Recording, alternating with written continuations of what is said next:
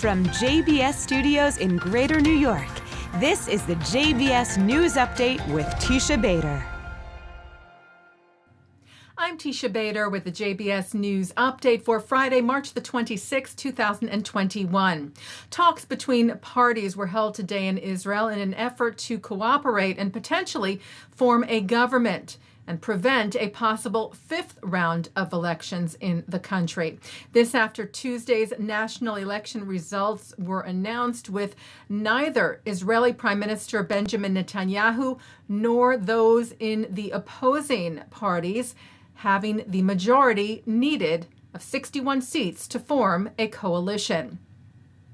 Those results will be formally presented to Israel's President Reuven Rivlin next week, and he will then meet with representatives of each party and ask whom they recommend for the role of prime minister.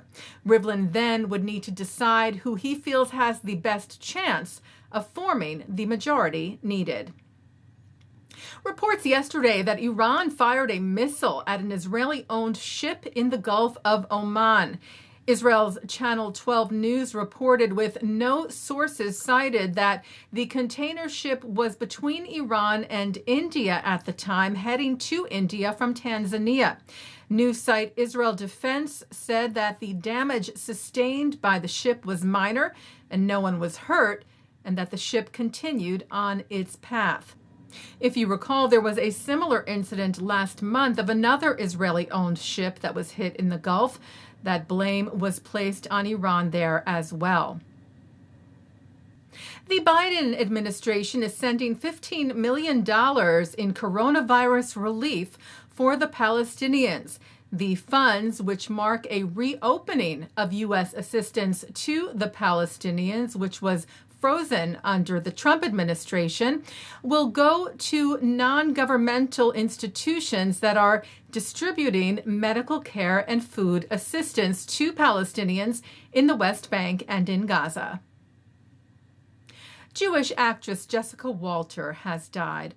Walter began her career on the stage and soon started working in television in the 60s with shows like Ben Casey and Flipper, and in films like Play Misty for Me in the 70s, for which she was nominated for a Golden Globe.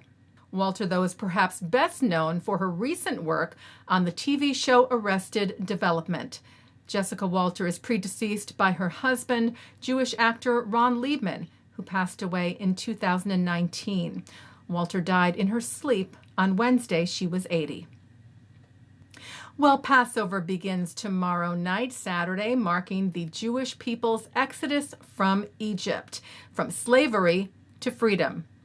The IDF tweeted, "We were slaves to Pharaoh in the land of Egypt, but 3,000 plus years later, as we tell the Passover story of our deliverance from Egypt, we mark 42 years of peace with Egypt. Against all odds, we stand strong, defending our promised land."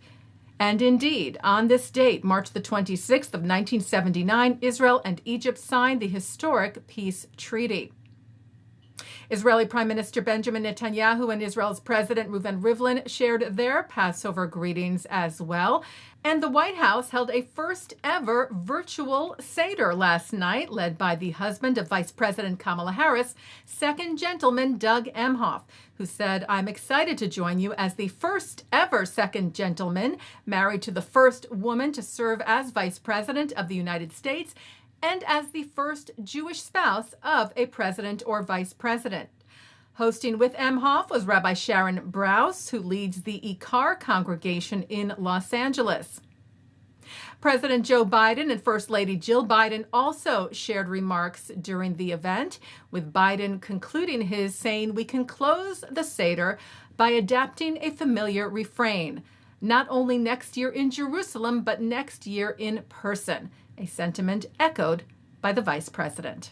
Our family, like so many families in the United States, and the state of Israel and around the world, will begin to celebrate this sacred holiday of Passover this weekend. And the Passover story is powerful. It reminds us of the resilience of the human spirit in the face of injustice.